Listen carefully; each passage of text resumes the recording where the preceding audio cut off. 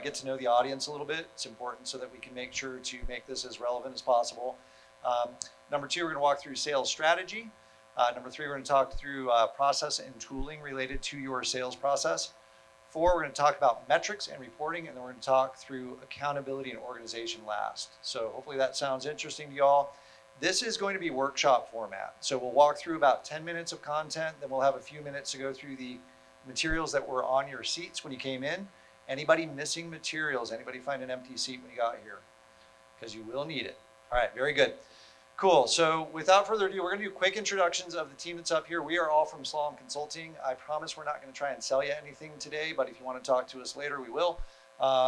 So without further ado, let's get it kicked off. Thanks, Brian. My name is Grace Naustrup. I'm a leader within our customer pillar on the implementation side. Thank you all for being here today. Hey everyone, my name is Kelly Garfield. I'm also a leader in our customer pillar. I'm focused kind of 50% on people leadership and then 50% on the sales side of the practice as well. Oh. Christina Conley. I am a leader in our data and analytics practice. Wow, can you hear me in the back? Woo! Hey! Great. We do want to learn a little bit about y'all, but first, I'm Brian Lusick. I support our industry aligned teams here in Slalom Denver and focus on solving business problems. That's all we do. Real quick, for the people in the room,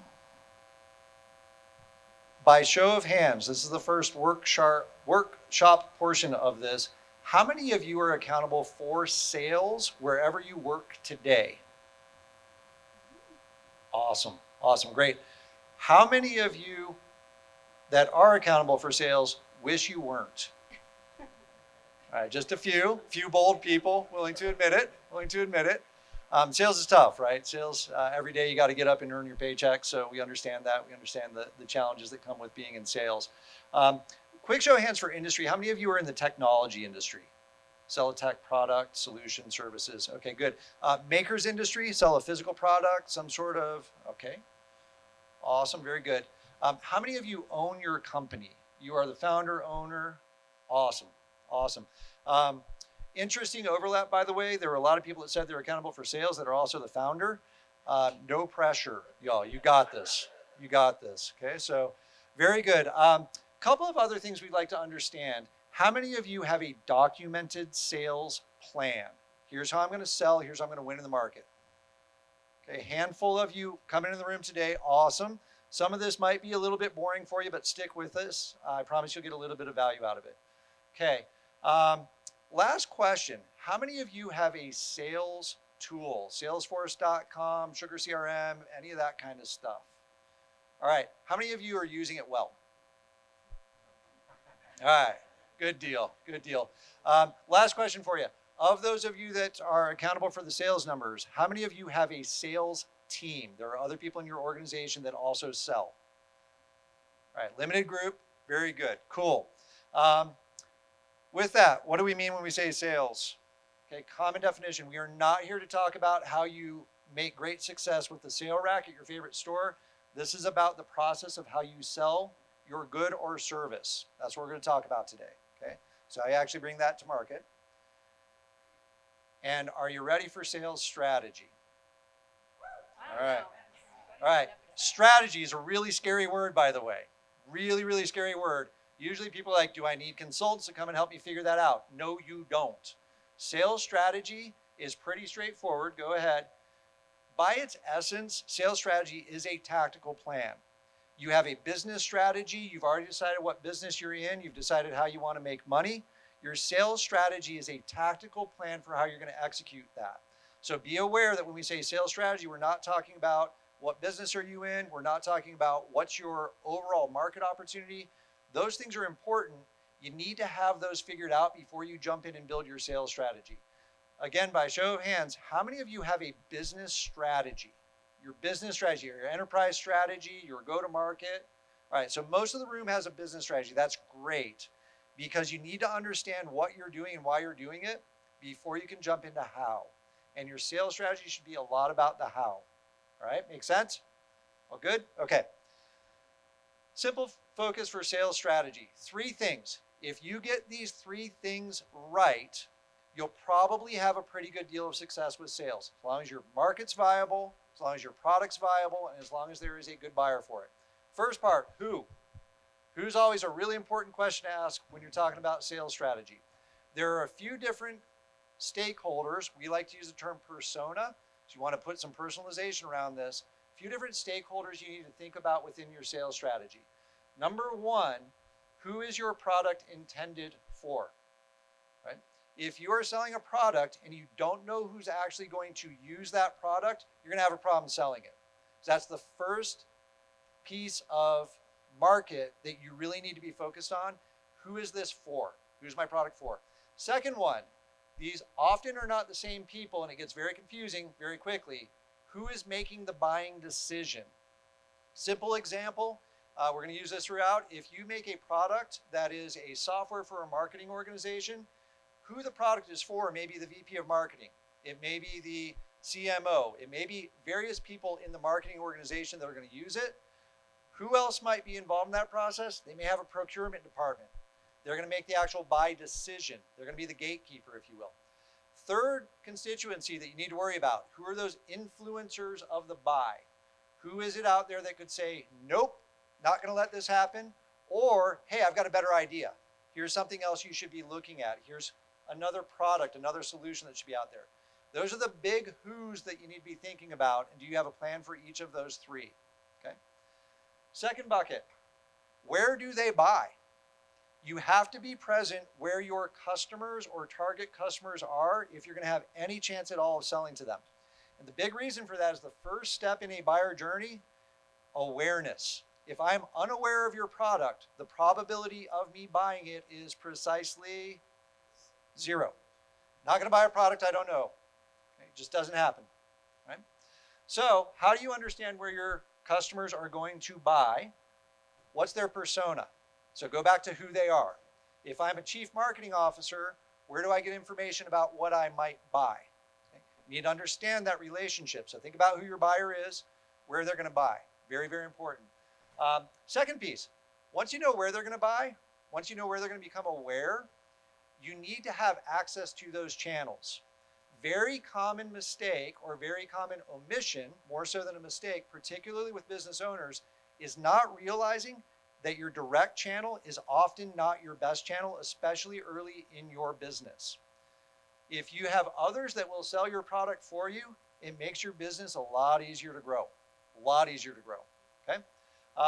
Last piece, how do you maximize that presence within the where? Within the locations that your customers are going to show up, where they're going to get information, where they're going to start making those informed buying decisions. You got to think about your presence. Is that branding? Is that word of mouth? Is that tagging onto other products that might actually pull you through? Pull through product sales are wonderful for those of you in the software space. Really, really important to understand what might go with your product. Okay? Last piece, how do they buy? Process from a customer awareness point of view is critically important. We as human beings spend a lot of time focusing on how we do things.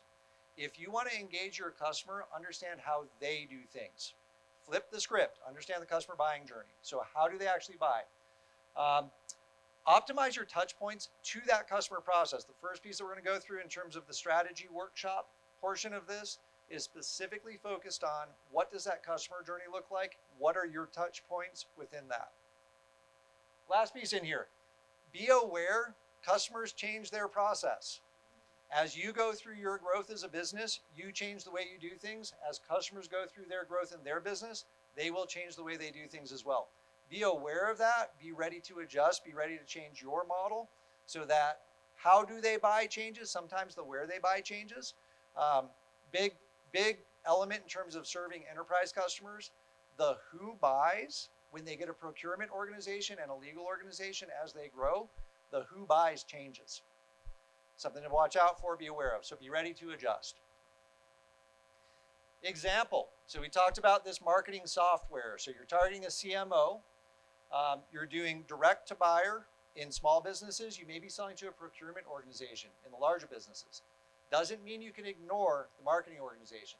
It just means you need to recognize that there's somebody else that's going to be directly controlling that buy process.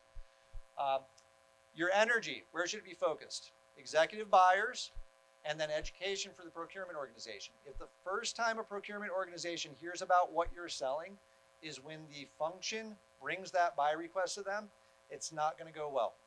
It's just not. First thing they're going to ask is, have you evaluated 3 other vendors? Happens all the time.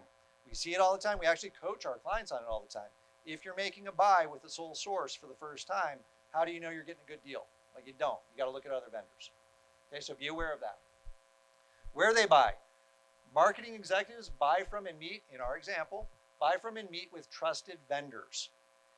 If a marketing executive is going to buy your product, who do they trust already? Who do they already buy a bunch of stuff from?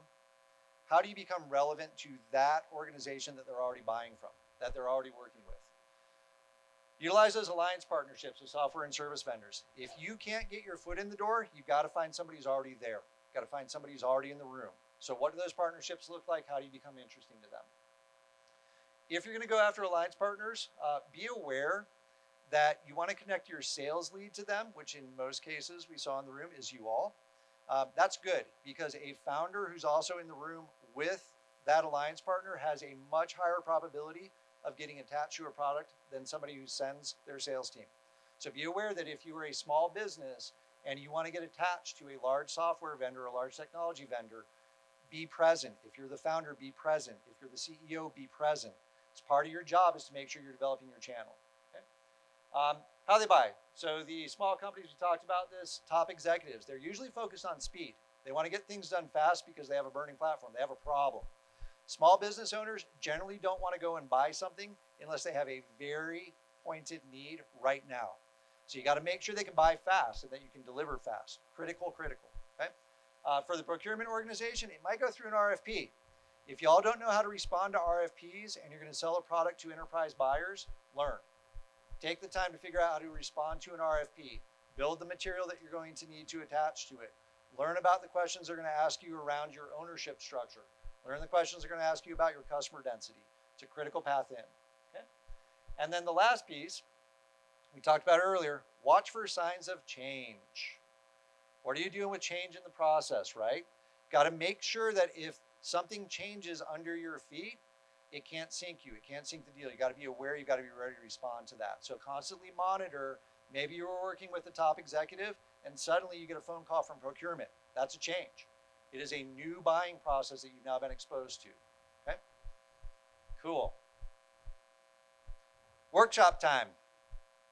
The back of the first page in your handouts. We left you pens and handouts. I know it's pretty old school. You got a lot of tech people in here.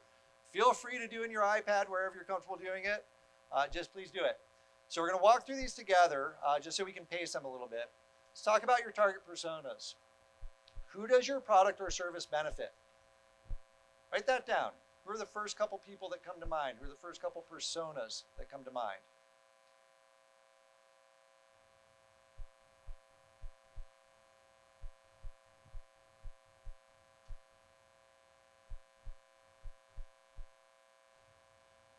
If you're struggling to figure out who your product benefits, be concerned. Be very, very concerned. It's the first thing you got to make sure you've got is, do I know why I'm building this thing? Do I know why I'm selling this thing? Also be concerned if the only answer to that question is you.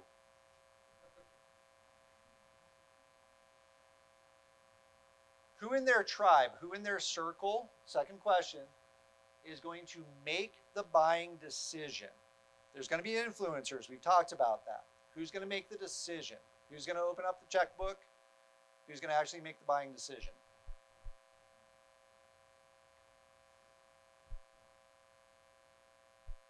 In my house, this is my kids. That's it. Closer? Okay. Is that better in the back? All right.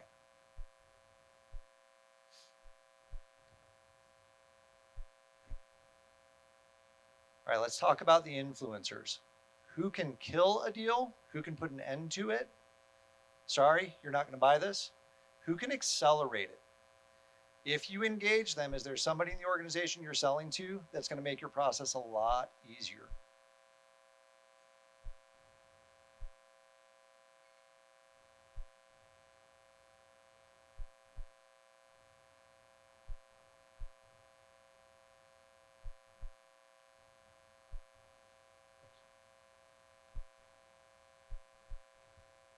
All right, when you piece those three together, what's your strategy to make sure that you're addressing all three of those personas? What's the path to hit all three?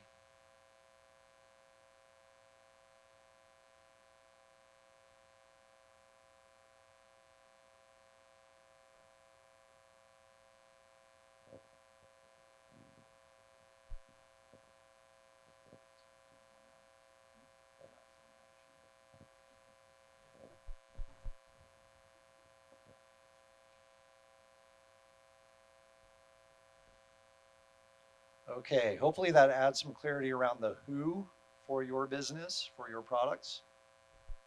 Let's talk about the where. Top three places where your customers might buy your products or services. Top three. And the hint in here, remember to include channels you don't directly control. So if I'm selling, we're in Colorado, if I'm selling ski poles, I can try to sell ski poles directly to my customers, or I can go and engage a channel, Christie Sports or Vail Resorts, or somebody that actually sells the rest of the ski gear. Chances are going to be better if I've got more channels available to me that are actually going to engage and sell a whole package. Is there anybody like that for your business that you're not thinking of today that might increase your sales reach?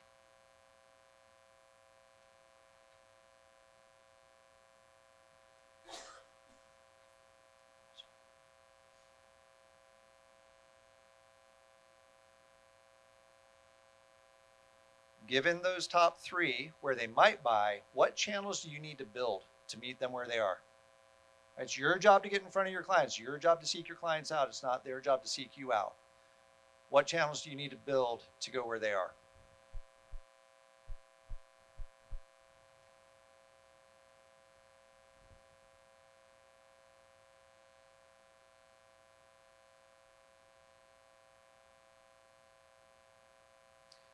Okay, last question. We haven't talked about funnel yet. And there's a concept in sales called a sales funnel. I'm guessing most of the room knows what that is. But for the rest of us, sales funnel basically says that at the very top of the funnel, you've got this broad universe of everybody that exists in the world. And then for each step you go through in your funnel, you're selectively eliminating them to get to here are the people that are going to buy my stuff. So the first selection would be, are they in fact a target buyer? Is this something that they have a need for? So when you think about who would buy your stuff, that's the first selection that would actually make your funnel much narrower. By the time you get to the bottom, you've got who's buying? Who's my actual buyer for this? One thing you can immediately do to improve your top of funnel, improve that first selection of I'm meeting people where they are that want to buy or might buy what I'm selling.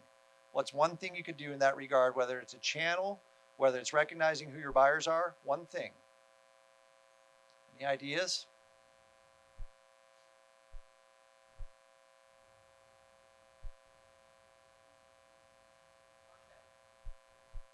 Content. I like that. Content's a good one. Produce some content so you're relevant, right? Referrals. Great source of business. If you do good work, people talk about you. It's a good thing. Cool. All right. Let's move into how they buy. What are the different buying models that your current target customers or desired target customers have in place? What are those models? So think about RFP based, relationship based. We just heard referrals is a good way to get business. What are those buying models that your customers have in place today?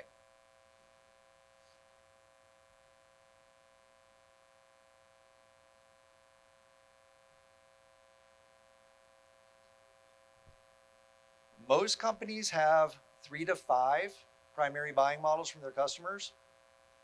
Some companies have 10 to 15, depending upon how diverse their channel offering is. Where can they come in to become a potential customer or prospect of yours?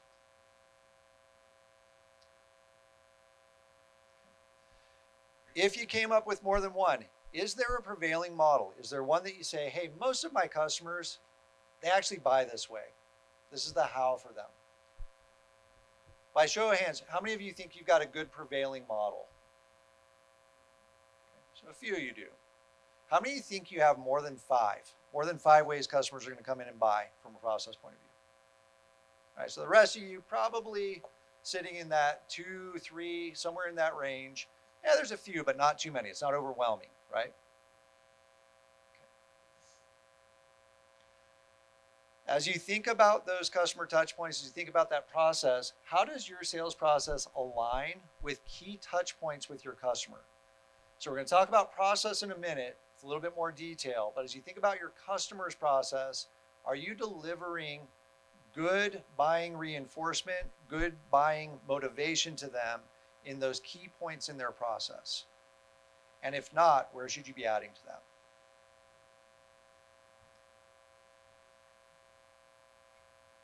All right, next, overcoming objections. Anybody ever heard that term, overcoming objections? Okay, a very, very important part of going through a sales process is understanding the objections, particularly for those that are influencers, as opposed to your direct buyer. Influencers love to bring objections, right? Here's why you shouldn't do something. It's much, much easier to explain to somebody why not than why to. As you think about those objections, what are they? What are the top 3 reasons that a customer would stop that buy process with you?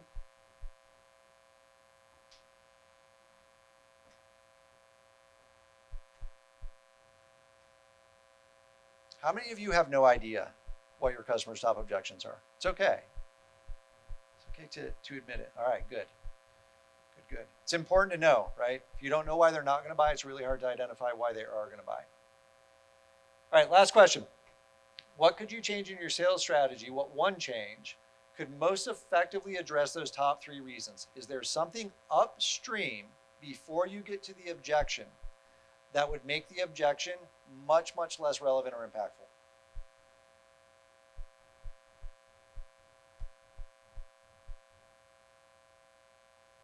Yes.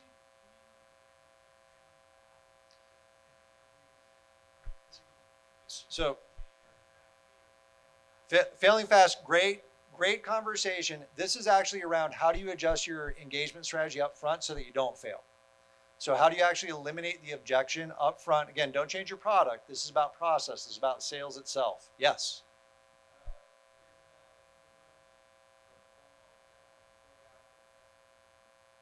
I don't think everybody heard that.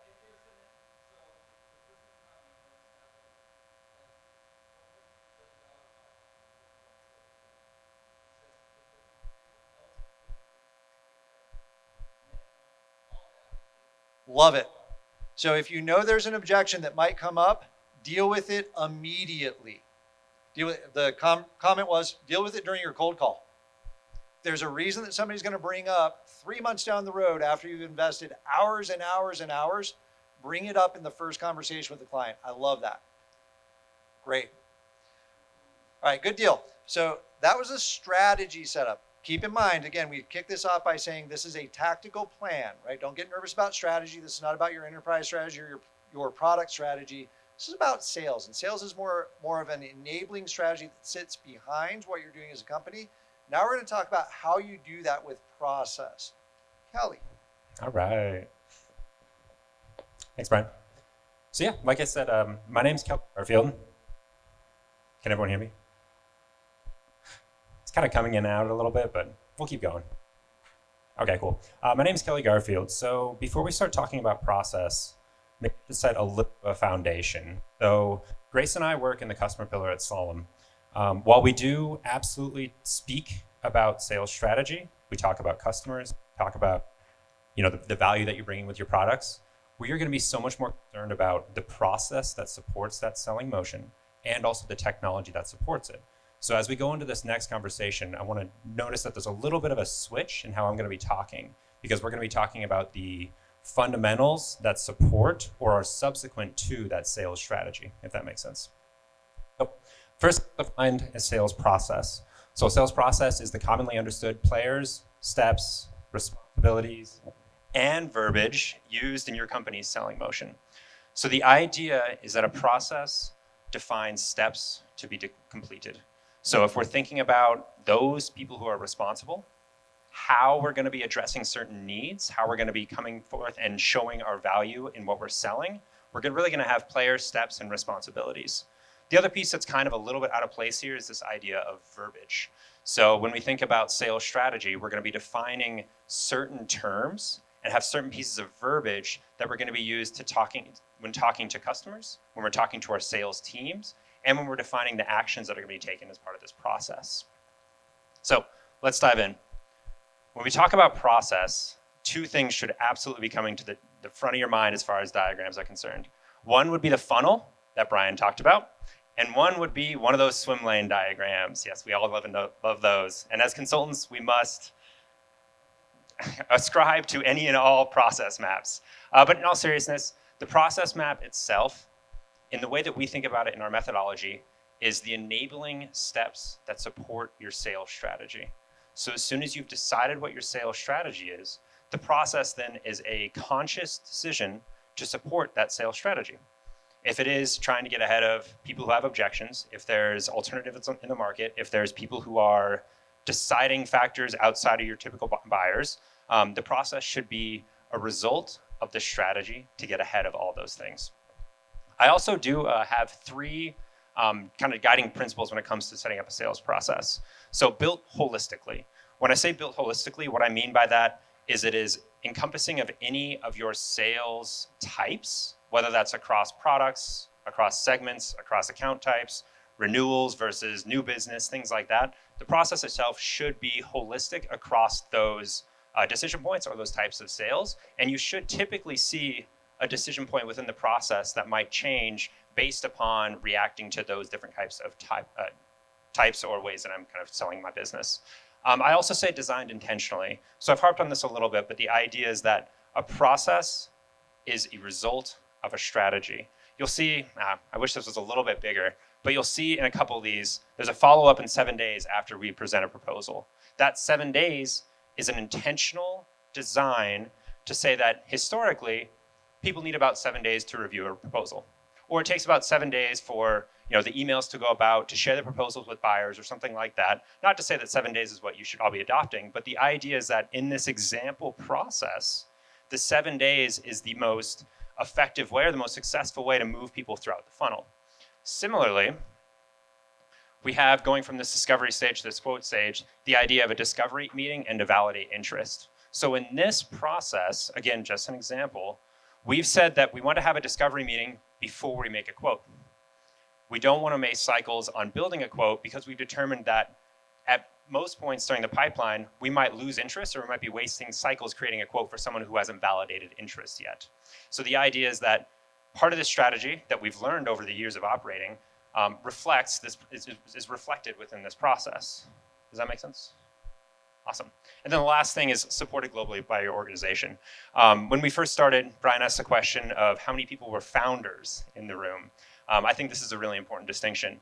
The idea that you as the founder have an intimate knowledge of your product, have an intimate knowledge of your strategy, and you have built this process to build some kind of scale on who is selling. And so by supporting this yourself, by supporting this as the founder, and continually revisiting it in how you talk about your business, this is ultimately enforcing to the process and will help people adopt this in the long term. Good? Excellent. So that was a lot, and that was kind of a dictionary consultant guide of process. So I'm going to pass it over to Grace, and she's going to talk about what this actually means for your business and how to make this actually happen. Thanks, Kelly. Again, my name is Grace Naustrup, so I'm just going to expand on this a little bit. Okay, so Kelly talked a lot about what kind of that sales process is, but why does it matter to us? So what does this really mean in practice? So opportunity stages, kind of two main points here. Common language and then process adherence. So common language, sales leaders are speaking with your sales individuals. So are you able to be on the same page? Are you able to define what one of these stages are, say engage or develop? What does this mean to you? What activities did you take to actually get here? And is that consistent across the board? So that's with any opportunity type, any type of market size. This can just, apply to all. Second one, process adherence. So this is really whether it's training or just consistency through different members. They are able to actually just use these stages in the same way. Again, the activities are the same leading into it, so that we're able to really see that across the board. So this top one that we're seeing with these chevrons, prospect through closed, this is something that Slalom uses. So, and then the second one below, you're able to see that. That's just from the Salesforce website. So, for example, through Slalom, we can use these chevrons to, again, apply to all of those opportunity types. So something that we use is we can kind of embed guidance for success, key fields, entry and exit criteria, so that whether it's adoption for your sales individuals, but just across the board, everything's right there. So it's really obvious to everyone from a training perspective and beyond what really goes into each one of these stages for that consistency. Below, as we're able to see with this Salesforce example, we have some elements here. So naming convention, really simple here. Again, just easy, conversational. We then have percentages. Christina's gonna get a little bit more into that. But those percentages coincide with those stages. And then finally, the definition of requirements. So again, just what activities led here. What does this really mean to all of us? So a little bit more on there, but Christina's going to go into some of the data and analytics. Oh, right, no, thank you, workshop first. Okay, cool. So we're gonna go through another workshop. I think it's page 4, I believe, in your packet. So basically we're gonna go through what does your sales process look like. These stages are gonna vary, of course, for each of your individual usage, but we have a couple examples, or an example here. So we're gonna go through our activities, and then it's gonna look a little bit different. We only have about 4 prompts here, so I'll give you some time to work through that. But what technology enablement do you currently use? How does this drive and track sales performance? Second question is, where can you add that clarity and accountability to impact your sales? Next, incremental and visibility. So would you like, what would you like relative to that process, performance, and engagement? And then fourth, what advantages would incremental technology be able to provide to you? So we'll give you a few minutes to work through that, then we'll regroup.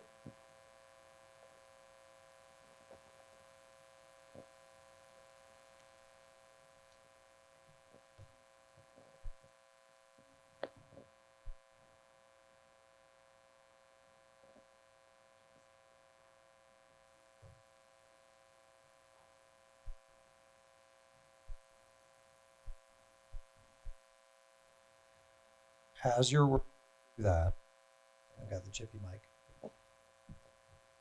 As you're working through those questions, if you look at that diagram on the top of that page, buyer journey. How many of you have documented your buyer's journey they go through to decide to buy your product? It's hard work. For those of you that have done it, good job, kudos. For those of you that have not yet, you are definitely in the majority. When we go out and do work with our clients, very few of them understand how their buyer's journey, the actual sales process or buying process from their perspective. Map how your buyers go through that buy journey, and the closer that you can map your selling journey to how they buy, the higher your probability of having a really high win rate. It's documented, there's plenty of performance metrics around it, but if you don't match up in terms of how your customers want to experience you with your process, it's really, really hard to sell to them. So take a look at that top diagram. If you can put your key activities that align with each one of those buyer journey steps in there, it's a good starting point to actually document your sales process.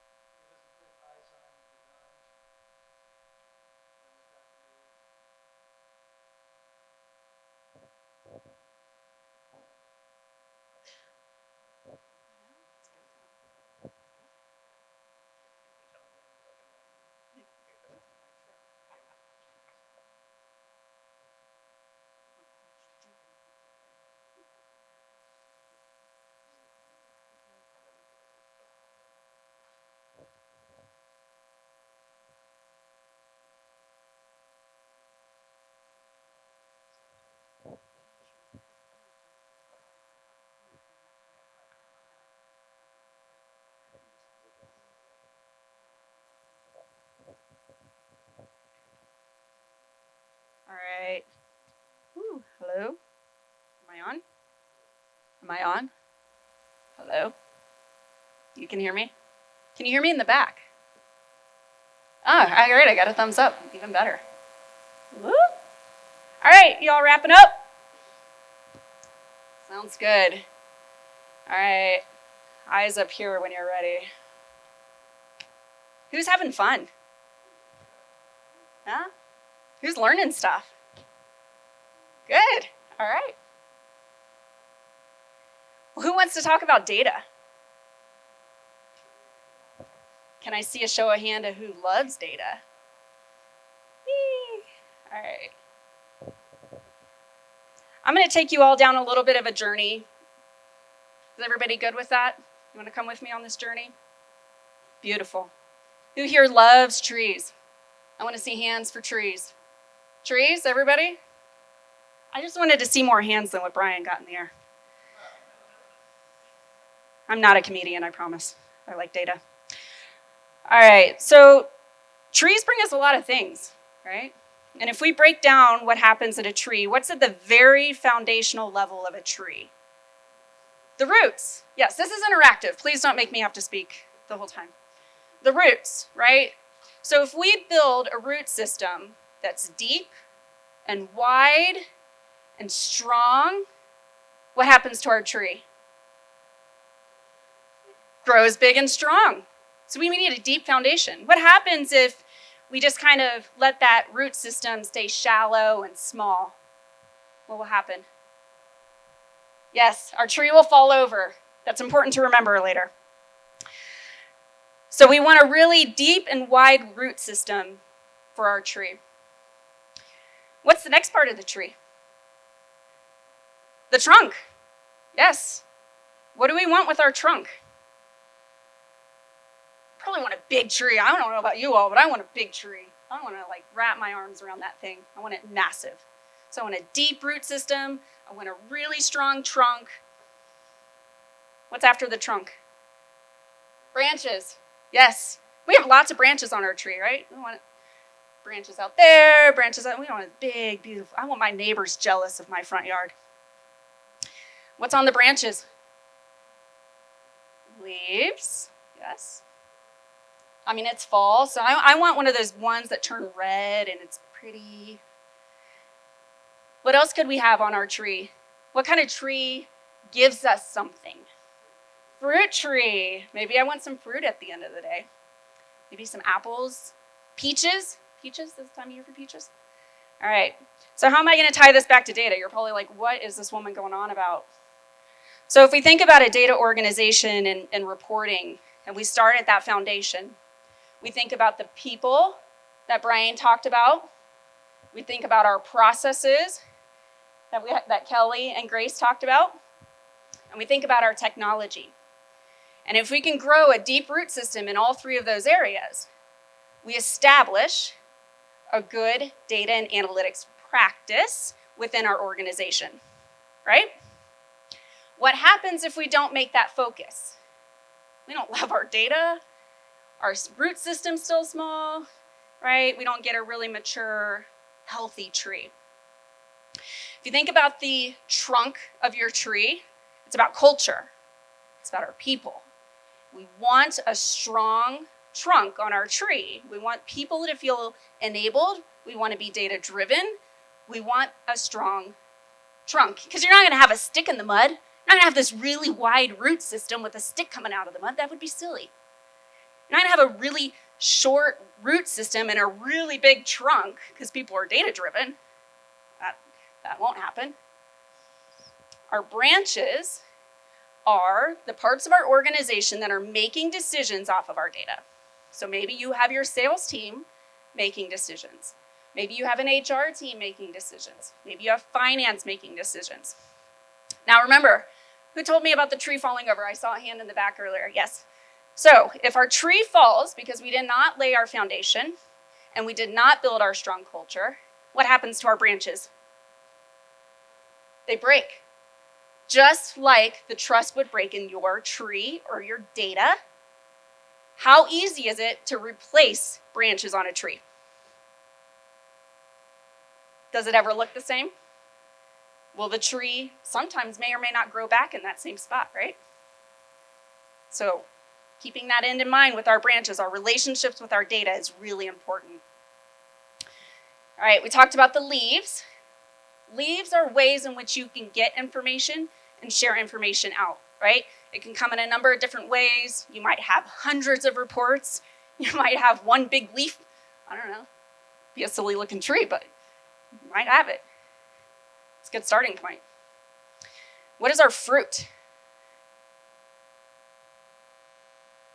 Fruitful decisions. How did you guys have that one? All right.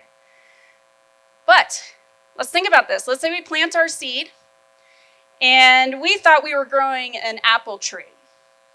And we build this really strong process and people and culture, and we get data-driven, and we get to the fruit, and it's an orange. Oh no. Oh no. All right. Are y'all having fun yet? All right.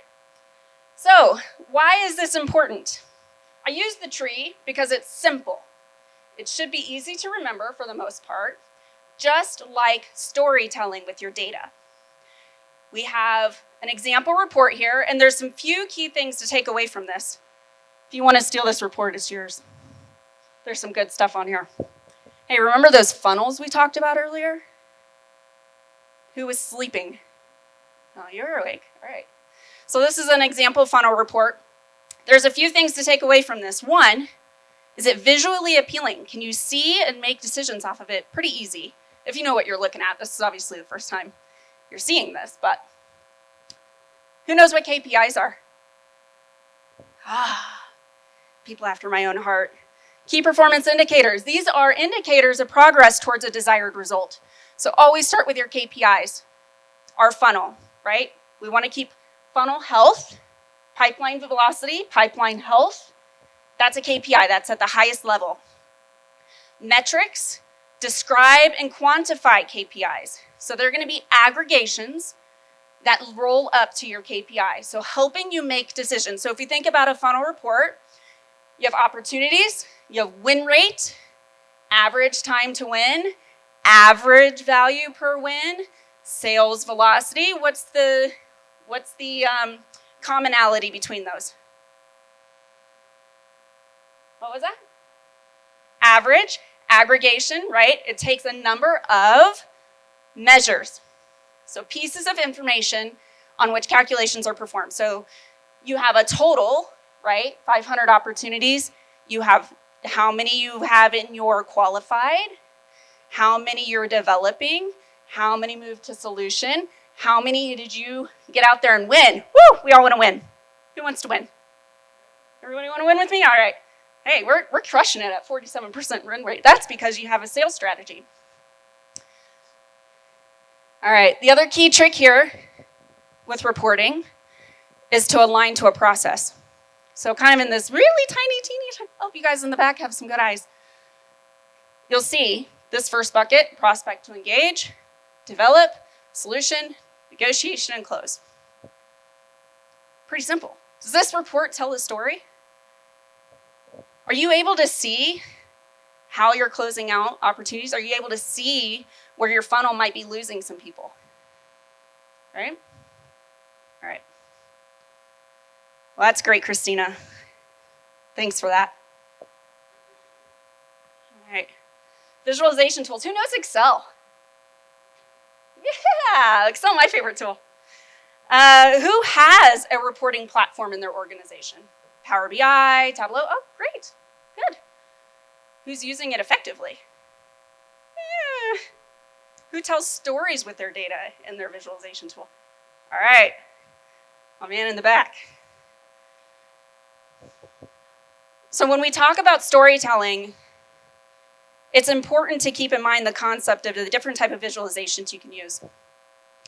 Would it make sense to have a time series tell me about the different types of personas I have selling? No. There's no time series on that. It's a pie chart.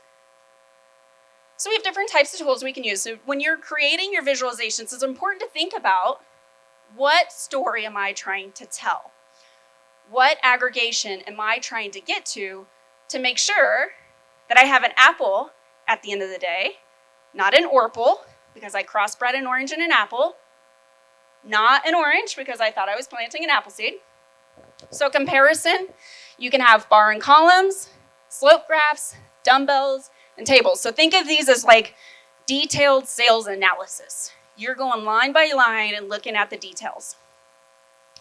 You have trends, contacts per rep. How are your reps doing? Are they contacting enough people? Are they pushing enough through the funnel? Composition. You might have your pie chart, right? Your sales by type. Your relationship. Who loves heat maps? I definitely overuse heat maps. But those could be conversion rate.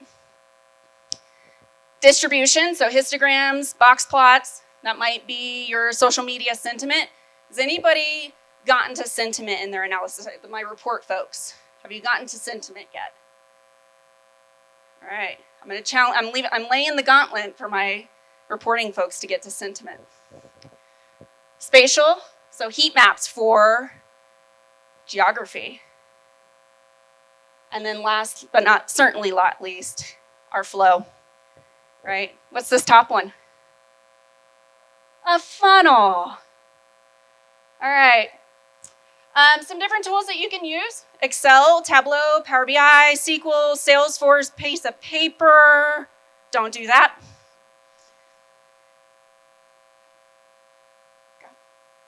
All right. Who's ready to do the workshop?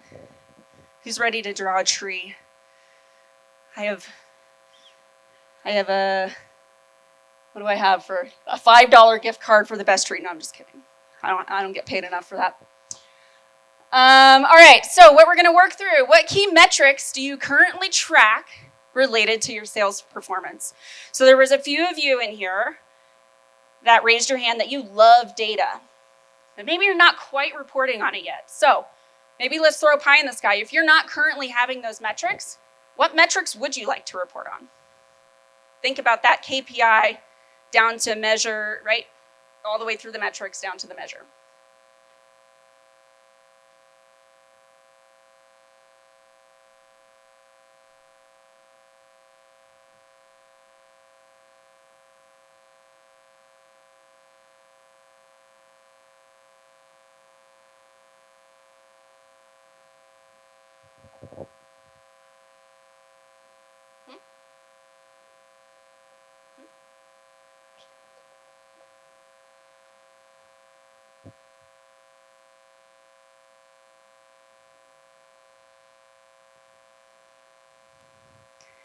All right. What key metrics would you like to track better to manage your sales performance? So remember that example. I kind of gave you all a little bit of a key, a little bit of something to noodle on in that first report.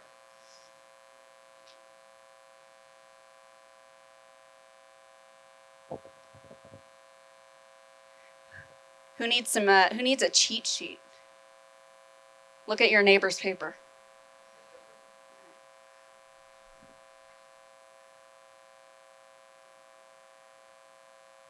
All right. If you had to force rank your desired metrics, who remembers what metrics were? Oh, man. Not one? Okay. Come on, metrics. Beautiful. Aggregations. Average, you nailed it. You crushed it, totally. Averages.